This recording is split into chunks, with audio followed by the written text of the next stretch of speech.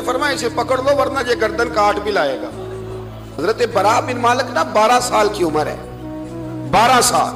نبی پاک گلی سے گزر رہے تھے تو دوڑ کے آ گئے۔ حضور نے فرمایا بیٹے کیا ہوا؟ عرض کرنے لگے حضور کوئی حکم بتائے، میرا بھی دل کرتا ہے عمل کروں۔ تو حضور نا چھوٹے چھوٹے کام بتاتے ہیں، دکان سے، یہ بچوں کو یہی بتانا ہوتا ہے نا، دکان سے لے آ، یہ کر دے، فلاں کو بلا لے۔ لیکن حضور ان کی غیر موجودگی میں ان کا ذکر بڑا کرتے۔ ایک دن کچھ لوگ کہنے لگے حضور بڑا ذکر کرتے ہیں پر وہ کرتا تو چھوٹے موٹے کام ہے بچہ۔ نبی پاک نے ایک دن ارادہ کیا کہ ان کو تجربہ نہ کرائیں کہ وہ پیار کتنا کرتا ہے۔ رسول کریم فرمانے لگے میں جو کہوں گا کرو گے؟ حضور کروں گا۔ فرمایا جاؤ اپنے باپ کی گردن کاٹ کے لاؤ۔ کس کی جی؟ حضور نے فرمایا جا اپنے ابا کا سر کاٹ کے لاؤ۔ تو وہ دوڑے۔ ایک روایت میں ہے کہ مولا علی کے گلے میں تلوار لٹک رہی تھی، یوں کھینچی، اور اس نے جذبات سے دوڑے کہ حضور نے فرمایا اسے پکڑ لو ورنہ یہ گردن کاٹ بھی لائے گا، پکڑ لو اسے ورنہ یہ کاٹ دے گا۔ اللہ کی قدرت کے تھوڑا وقت گزرا تو وہ بیمار ہو گئے۔ دن میں 2 مرتبہ میرے نبی پاک تیمارداری کرنے جاتے۔ ایک شام رسول کریم تشریف لے گئے تو حضور سرانے بیٹھے، ماتھے پہ ہاتھ رکھا تو کریم محبوب ان کے باپ کی طرف کان میں کچھ کہا ان کے بالی سے، حضور رونے لگے۔ اور پھر حضور نے دوبارہ ماتھا چوما، پیار کیا اور چلے گئے۔ حضرت برا بن مالک چھوٹی عمر تھی، کچھ نے لکھا طلحہ بن برا نام تھا ان کا۔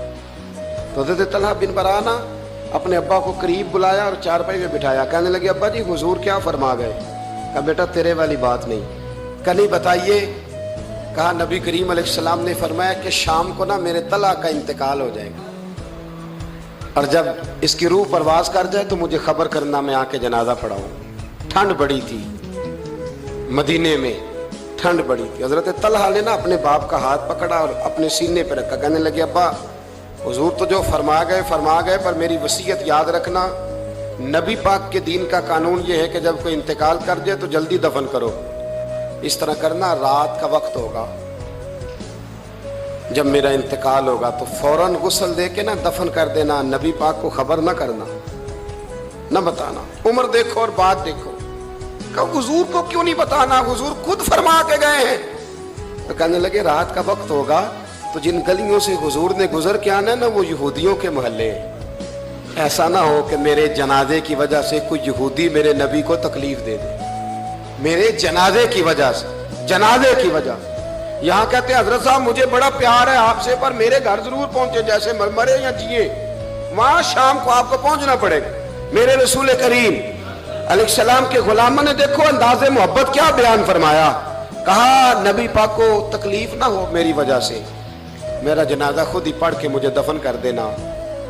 ان کا انتقال ہو گیا، رات کو دفن کر دیا، صبح حضور تشریف لائے، وہ محبوب جنہیں اللہ نے غیب کے خزانوں کی کنجیاں عطا فرمائی۔ فرمایا بتایا کیوں نہیں؟ مجھے بتاتے، میں خود جنازہ پڑھتا، میں خود نہ قبر میری تے میرے اپیرا جے کر پاوے پھیرا، قبر دے اندروں ہڈیاں اٹھ کے مجرا کر سن تیرا۔ کہا بتایا کیوں نہیں، خبر کیوں نہیں کی؟ میں جنازہ پڑھتا، میں خود پہنچتا۔ تو باپ رو پڑے، عرض کرنے لگے حضور میرا تو پتر تھا، میرے لیے اس سے بڑی سعادت کیا ہوتی کہ آپ جنازہ پڑھاتے، پر اس نے وصیت کر دی کہ حضور کو بتانا نہیں، تکلیف ہوگی۔ نبی کریم فرمانے لگے بتاؤ مجھے اس کی قبر کہاں ہے۔ اور یارو غور کرنا، ساری دنیا گنبد خضرا روضہ رسول پہ اور نبی پاک ایک غلام کی قبر پہ تشریف لے گئے، خود نبی کریم گئے، اور آج حضور نے دعا انوکھی فرمائی، فرمایا اے اللہ جب میرا طلحہ تجھ سے ملے نا تو ذرا اس سے مسکرا کے بات کرنا، جو تیری شان کے لائق۔ رسول اللہ کی محبت، نبی پاک کی غلامی، رسول اللہ کا پیار۔ اعلیٰ حضرت کہتے ہیں جان ہے عشق مصطفیٰ، روز فضو کرے خدا، او بھائیو جس کو ہو درد کا مزہ وہ نازے دوا اٹھائے کیوں۔